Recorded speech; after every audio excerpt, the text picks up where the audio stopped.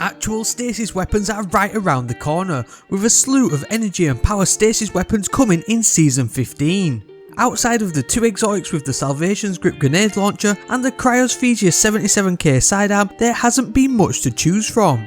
Granted, these two do play into stasis subclass abilities even further, but they're more gimmicky than anything else. Roll up Osmosis, which gives you actual useful, even possibly meta weapons in the palm of your hands, allowing you to wield the darkness against your foes. This weapon perk actually got a change at the start of Season 14, so that using your grenade ability whilst on a stasis subclass, it'll change the damage of your kinetic weapon to a stasis elemental type. It also has a stasis VFX, giving your shots that stasis feel. Now this won't freeze or slow opponents, and generally only benefits you during activities with a stasis burn modifier. It does also work with a number of exotics and builds, but Osmosis is quite picky as to what it actually wants to work with.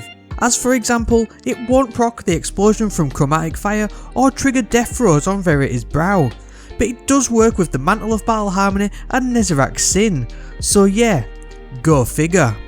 Osmosis is a neat perk to be honest, and can be useful for endgame content where all elemental damage types are required, especially when the match game modifier is active. It's secretly become one of my favourite perks in the game, so much so that I was desperately trying to get a Time Lost Fatebringer with it. And well, I did just that. This is the first weapon on our list of Osmosis perk weapons you can get, and it's my favourite weapon that I've been using this season. And the best thing is, you can turn it into the OG Destiny 1 version by using an Arc subclass. It's arguably the best hand cannon in the game right now. Both the normal and Time Lost Fatebringer can roll Osmosis, and you can get it from the various encounters in the Vault of Glass raid, as well as then get further rolls using Spoils of Conquest in the cache at the end of the raid too. I've got a full guide on the best loadout to use to get the Time Lost version, which is a guaranteed drop from the master version of the Templar challenge. The link is down in the description for that one. Osmosis rolls in the first perk column, so it gives you plenty of options to choose for the second. Firefly is possibly going to be the most fun choice, as it grants a solar explosion on precision kills and a faster reload speed. This can help you deal with solar shielded enemies too, create Warmind cells, and will work alongside the Osmosis perk. The best perk though is Frenzy. On a Time Lost Fatebringer with the Adept Big Ones mod, it actually is insane how good it is at taking out yellow bar enemies even in Grandmasters and the Master Raid. The 15% bump to damage offered by Frenzy alongside a stasis build can't be underestimated even on the normal Fatebringer.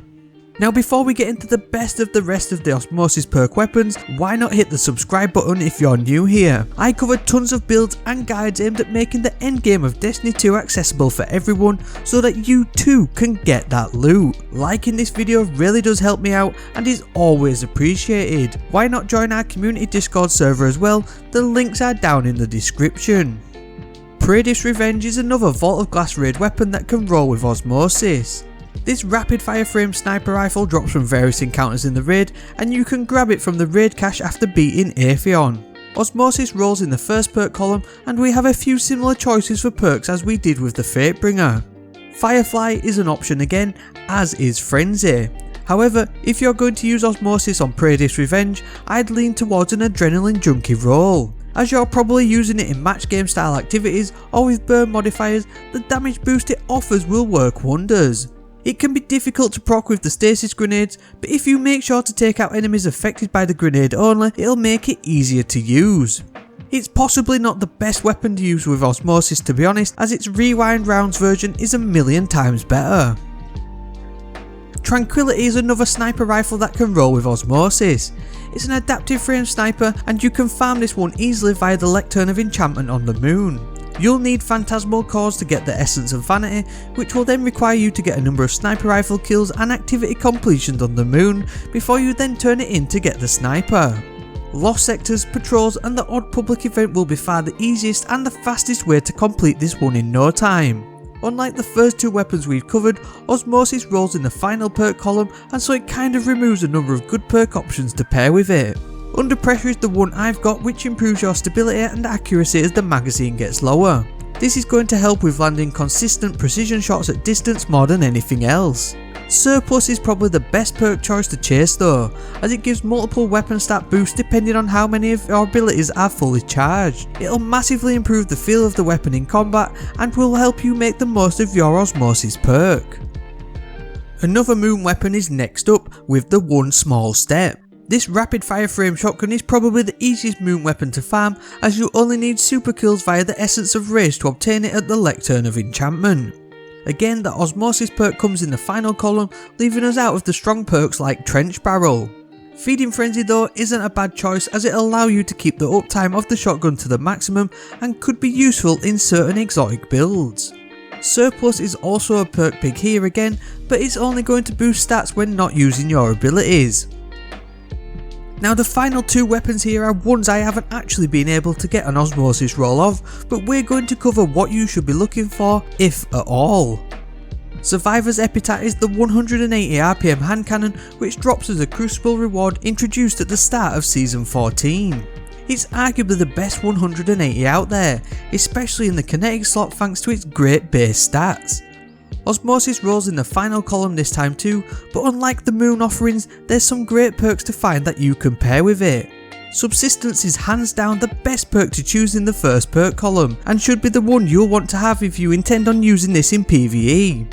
Kills with this weapon will grant you ammo to the mag from your reserves. With the perk being recently updated and buffed, it also makes it so you barely need to reload if you're getting consistent back-to-back kills.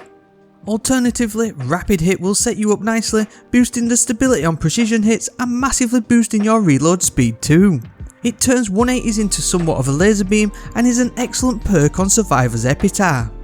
Remember, you can increase the drop rate of this hand cannon by using the Crucible Prosperity mod on your Ghost. Last up is the returning Loud Lullaby, and I've got to say that sadly, it's probably the worst one out there that can roll Osmosis. You'll be needing the Essence of Brutality from the Lectern of Enchantment on the moon for this one. The puny magazine size of this once popular 120 RPM hand cannon makes it really difficult to use at the best of times, but especially with Osmosis. Heating Up is probably the best of a bad bunch of perks to go for, as it'll increase the weapon's accuracy and stability whilst improving its recoil direction too. Given how bouncy and unwieldy it can get, it makes Loud Lullaby more manageable regardless. Outside of the Fatebringer, I can't really see any of these occupying a place in your loadout anytime soon. I'm hopeful that the new Stasis Energy and Power legendary weapons do the business though, as it's been long enough, so please Bungie, make these Stasis weapons worth the wait. I did cover the rest of the Osmosis perk weapons that are currently available in the game at the end of Season 13. Dire Promise, Succession and Blasphemer are excellent choices from that video, just to name a few. If you want to go more in depth with them, the link is down below too. Let me know if you ever use Osmosis and why down in the comments. Remember to subscribe if you're new, like the video if you enjoyed it, and join the community Discord server too. That's it for this one though, so on that, and as always, thank you very much for watching, and I hope to see you next time.